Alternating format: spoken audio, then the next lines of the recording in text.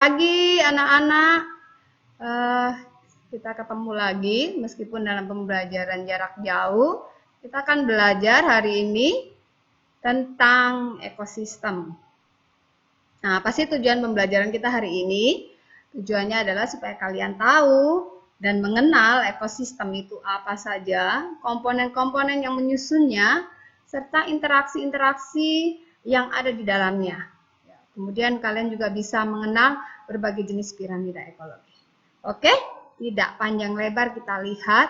Nah, ini adalah salah satu contoh ekosistem yang ada di bumi ini ya. Coba kalian perhatikan ini. Ada padang pasir ya, ada laut ya. Nah, siapa masih ingat sih apa sih itu ekosistem? Pada semester yang kemarin kita sudah belajar tentang ruang lingkup biologi. Ada tingkatan organisasi makhluk hidup di mana ekosistem itu ada di dalamnya. Ya, coba ingat-ingat lagi. Nah, ekosistem, mungkin ada yang sudah ingat, adalah hubungan timbal balik antara makhluk hidup dengan makhluk hidup dan makhluk hidup dengan lingkungan sekitarnya.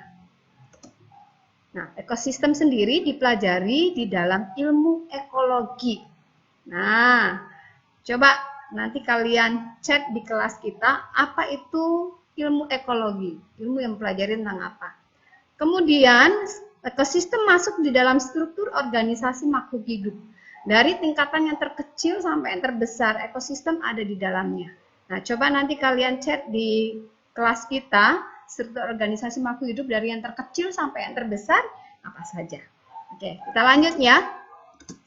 Nah, dalam ekosistem ada komponen-komponen yang menyusunnya. Yang pertama adalah komponen biotik. Komponen biotik artinya komponen yang hidup, ya. Kemudian komponen abiotik, ada A di sini berarti komponen yang tidak hidup. Antara komponen biotik dan abiotik ini terjadi yang namanya interaksi. Ini nanti yang kita akan pelajari. Nah, ini salah satu contoh komponen biotik. Ya, karena komponen biotik adalah yang hidup, berarti termasuk di dalamnya adalah makhluk hidup. Nah, ini mikroorganisme, jamur, ular, tumbuhan. Nah, berdasarkan peran dan fungsinya, maka komponen biotik itu dibagi menjadi 3. Ada produsen, ada konsumen, ada dekomposer, dan gabung di sini ada detritivore. Kita akan lihat satu-satu ya. Ya. Nah, produsen ini di sini dicontohkan adalah rumput. Apa sih produsen? Produsen itu organisme yang bisa menghasilkan makanan sendiri, mengubah zat anorganik menjadi organik, dan yang termasuk di dalam produsen adalah tumbuhan. Di sini dicontohkan rumput. Kemudian yang kedua konsumen. Nah, konsumen itu apa? Konsumen ini kebalikan dari produsen. Kalau produsen tadi disebut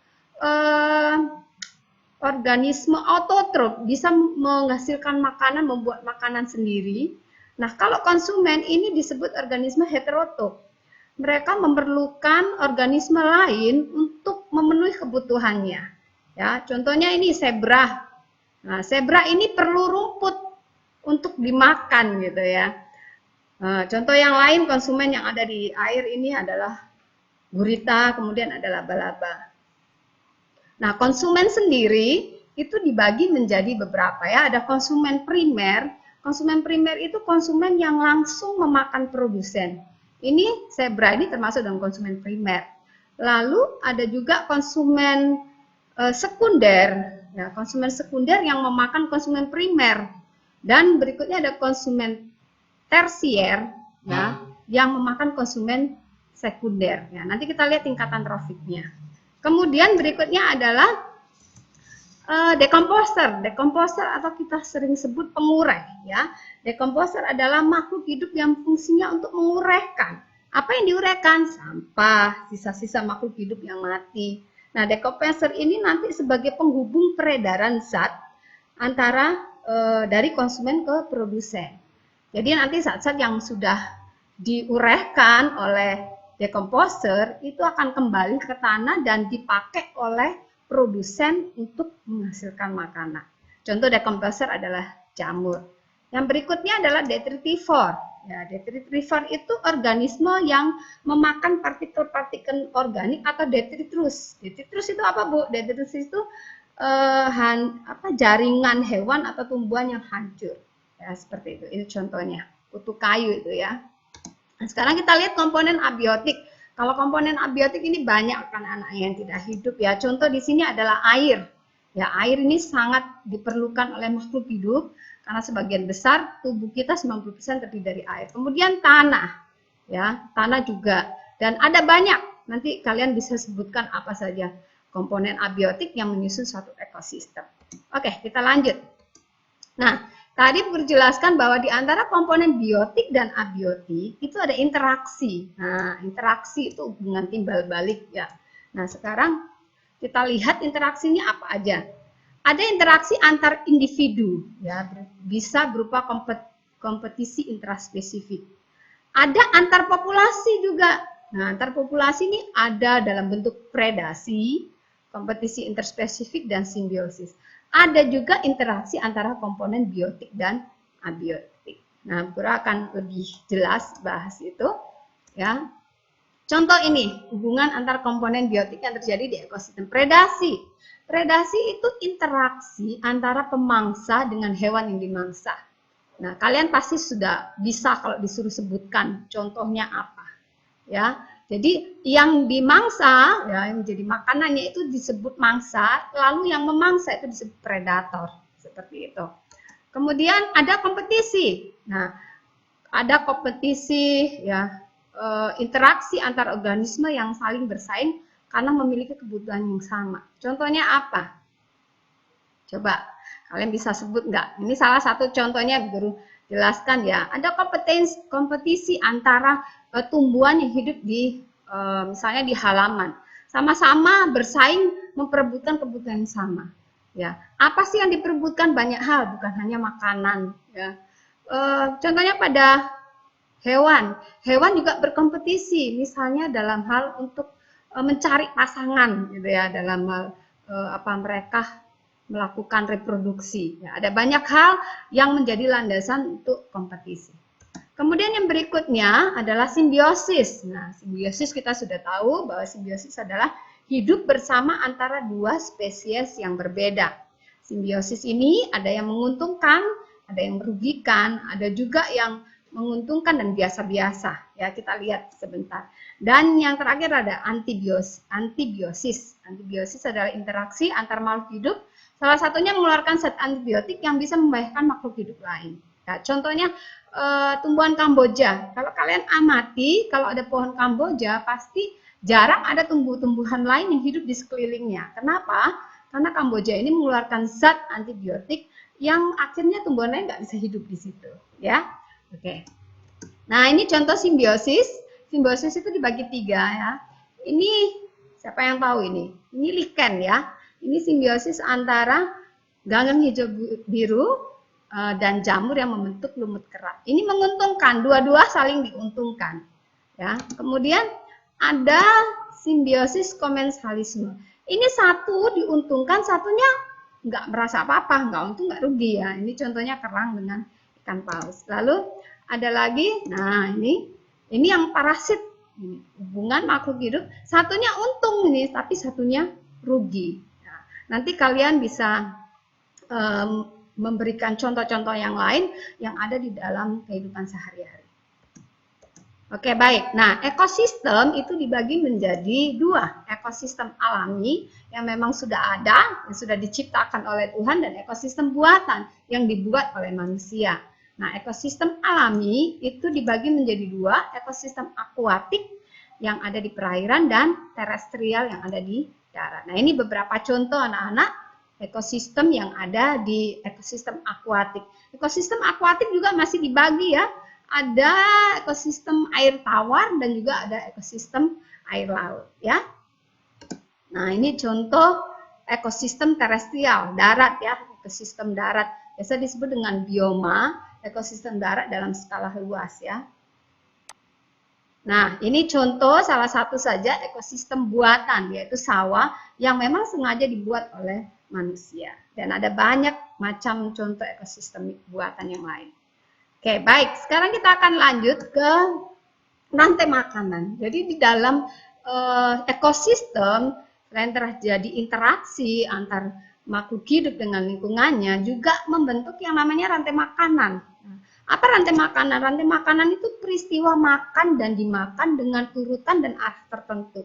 Nah, ini satu contoh rantai makanan ya, di mana kita lihat ini produsennya adalah rumput. Nah, tanda panah ini artinya dimakan ya, jangan terbalik. Nanti terbalik makan lagi ya. Jadi ini bacanya seperti ini, rumput dimakan oleh belalang, belalang dimakan oleh kadal, kadal dimakan oleh burung elang. Ya. Tadi Bu Guru sudah jelaskan bahwa di dalam komponen biotik berdasarkan fungsinya ada produsen, ada konsumen primer, konsumen sekunder, dan konsumen tersier. Nah, seperti inilah mereka di dalam satu rantai makanan. Dan rantai makanan itu di setiap ekosistem berbeda-beda. Ya, coba kita lihat rantai makanan di ekosistem air misalnya. Yang jadi produsen mungkin bukan rumput. Nah, bisa fitoplankton atau bisa rumput laut gitu. Jadi konsumen primer juga mungkin bukan belalang. Jadi di setiap ekosistem itu berbeda-beda rantai makanan. Nah, rantai makanan itu kalau kumpul ya dengan rantai makanan yang lain, maka disebut dengan jaring-jaring makanan, kumpulan dari berbagai rantai makanan. Coba perhatikan ini, sudah sudah rumit gitu ya, sudah kompleks gitu. Jaring-jaring makanan ini terdiri dari rantai-rantai makanan. Sekarang coba Bu Guru mau tanya, ini ada berapa rantai makanan yang ada di sini? Nah, bagaimana kita melihatnya? Bagaimana kita tahu? Nah, ingat, yang pertama yang kita lihat adalah produsennya. Di sini yang jadi produsen adalah tumbuhan. Nah, tinggal kita perhatikan tanda panahnya, gitu ya. Jadi misalnya ini, Bu Guru kasih contoh satu rantai makanan yang menyusun jaring-jaring makanan ini. Misalnya ini, tumbuhan dimakan burung pemakan biji, dimakan ular, ular dimakan elang. Nah, berhenti. Itu satu rantai makanan. Nah, rantai makanan yang lain ada. Oh, banyak di sini. Contoh lagi, tumbuhan tumbuhan dimakan kelinci, kelinci dimakan rubah. Ah, sudah dua rantai makanan. Nah, ini ada banyak sekali rantai makanan, ya, anak-anak. Jadi kumpulan dari berbagai rantai makanan disebut dengan jaring-jaring makanan. Oke, kita lanjut sekarang mengenai piramida ekologi, ya. Nah, piramida ekologi namanya piramida, berarti gambarnya kayak piramid seperti ini. Nah, itu mempunyai tingkatan trofik, ya. Tingkatan trofik yang pertama dimulai dari bawah, ini yaitu produsen. Tingkatan trofik yang kedua, ini konsumen satu, yaitu konsumen primer tadi kita bicara nih, yang memakan langsung produsen atau kita biasa sebut hewan herbivora, ya, memakan tumbuhan langsung. Lalu tingkatan trofik yang ketiga adalah konsumen kedua, konsumen primer kita bilangnya.